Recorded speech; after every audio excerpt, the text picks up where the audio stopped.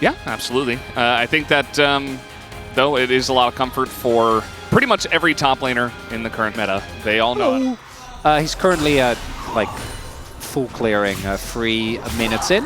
Yeah. And might be looking for a Unless play you're here. Chan. In which case it's 3 minutes, 30 plus. We're just diving the turret, and, you know, level 4 Ivern, pretty good at doing that. And you see that Jiu totally zoned away from the wave. Googer's still here, as they do want to go in for this one once again, as Ivern is going to tank it up. And there's the damage. First blood with the ignite does go over to Beryl.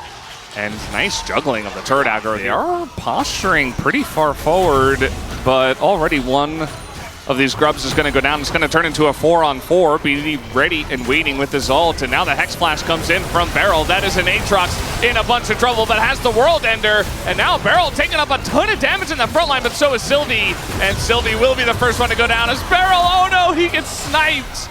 I thought he was going to get out of there. Also, another Grub did go down to the side of KT as they get the cleanse here out of Jiwoo, and he is in a lot of trouble as well. Down he will go. Level 4 Senna, not able to do too much at this point in time as they give the kill over to BDD. And Beryl staying alive there is absolutely pivotal between Eclipse and W, so gonna shoot for this relatively quickly as he's setting up for a dive towards the top side. Pioshik does have Smite, so she'll be able to get the blue buff at the very least. They did take a game of Genji in between spring and summer. So, oh, Sylvie. Well, he's going to run into a lot of CC here. They don't have much damage, but might just be enough to keep him in place for long enough. As now over the wall, here comes BDD. Didn't even really need him, but he helps a little bit at the end. As Hui Fisher did throw his ult in, but not for Pioshik. And yes, we do have Zeeks here for Sylvie as well, but just feels that like that early redemption spike in teamfights can be so huge. As now they're going to get the engage on a Sylvie once again, as the follow-up ult comes in, but Daisy, I told you he was a friend, he is going to block that one, and now we do have the kill on a Sylvie. Down will go a bunch of people swept into the team. That's just going to be a double kill here for Deft. As Fisher, he's getting flanked by Perfect, who ran behind the turret just to bully the way. As the Blast Cone is probably going to do it to me again, isn't it? Oh, nice blocking here, but eventually the Fear comes in, and Fisher only survives because of a random Blast Cone in the jungle. Okay, to be fair, he did actually play that well. It's a good point.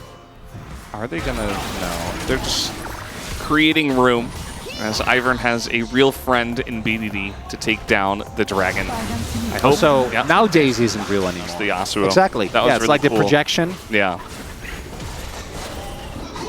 Well, can we do something here?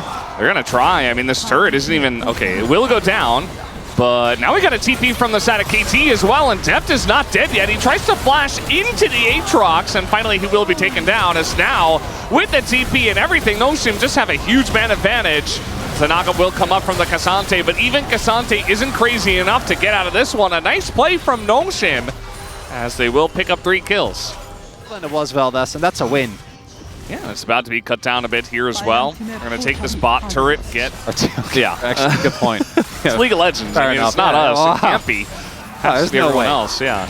Well, Beryl's going to go in, and he's got Daisy, the real friend, to help out. And you know what? He's providing a really great front line. There's not a lot of damage into Beryl, and now they have Redemption, and he's going to get healed up. And there's the Fate's Call as well, as TP is coming in, and Mihail now might just tear Beryl apart, but he's still alive somehow, flashes away, and finally goes down as a lot of damage comes in. The divide is not great, as Perfect also going to be ulted up here, flashes on top of BDD, and Jiwoo's getting a lot of value here out of that Senna. If that hook hits Death. Then Nongshims, we do see Wei consistently spotting out who's hiding in those brushes. It's a big fight, Vel, that's about to come up here for this dragon. Possible soul point for Nongshim. Whoa.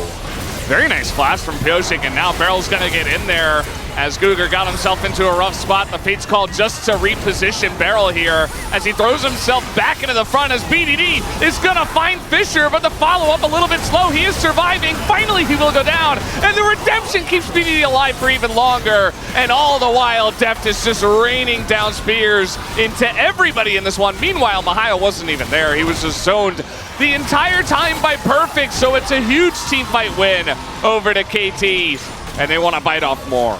That's the fight that KT was looking for. You guys can't stay here. they're just trying to defend this turret. That's not really going to work out for them, as Beryl will just die to the turret. Just barrel things, you know? And they will take down the mid turret eventually, as you guys should. They stall with Fisher until Mahal TP's in, but I already think they have the ward set up, and no, we're going to see instead. Seen one of those in many, many years. Yeah, if I remember correctly, it wasn't around. So it gives AP and ability haste based on mana regen. Yeah, they're just doing the Baron here, and that's going to be the Ivern for the smite. And now we do have the front line getting pretty low on the side of KT. Pioshik is very low, but he's eating so much of this damage, and even Mahal on the Aatrox not able to survive for long enough, as Fisher not going to be feeling too good about frontlining on the way, as KT, they get the Baron and 3 shielding, the healing to come through.